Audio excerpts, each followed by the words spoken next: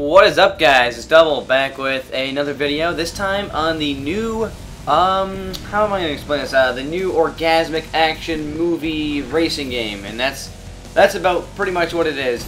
So you can see it's actually a lot like Blur in a few ways, that they have the stuff on the back of the car there, but in Blur they have, and you guys are gonna hear me compare it to Blur a lot because these games are kind of similar in how they're played. But basically on this one you got all the stuff on the back of the car, for the reason being that they try to take as much stuff off the sides of the screen as possible, make it as cinematic, and it's more or less like a movie kind of game. So basically you see on the back of the car here these bars going up, and I just used one and it blows up that, and I got one of the other cars like that.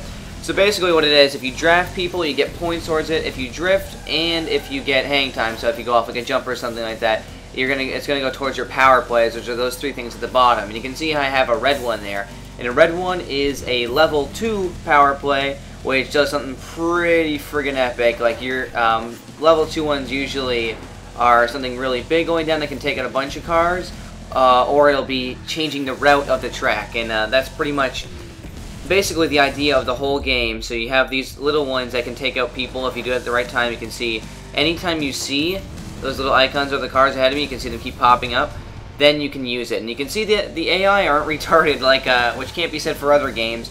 They can actually take you out too, so you got to be pretty aware.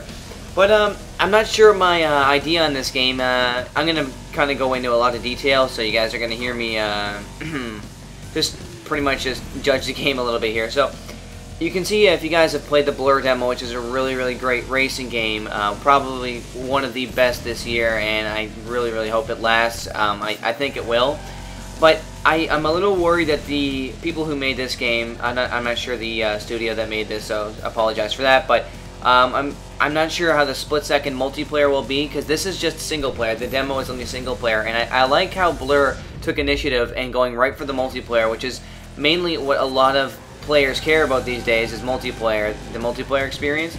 And the people who produced Blur really thought about that, and I'm glad they did. And that game has literally some of the best multiplayer racing I have ever seen in a game, next to Forza 2 and Forza 3.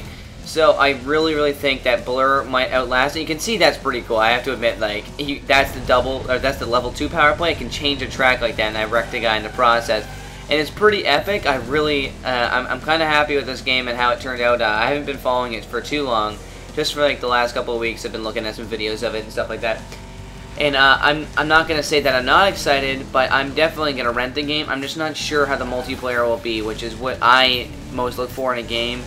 And I'm a little worried about how that'll look. I'm not sure if it's gonna play out as well as this. If there even is multiplayer, I haven't looked into that. I'll look into it and I'll put it in the description after I post this video.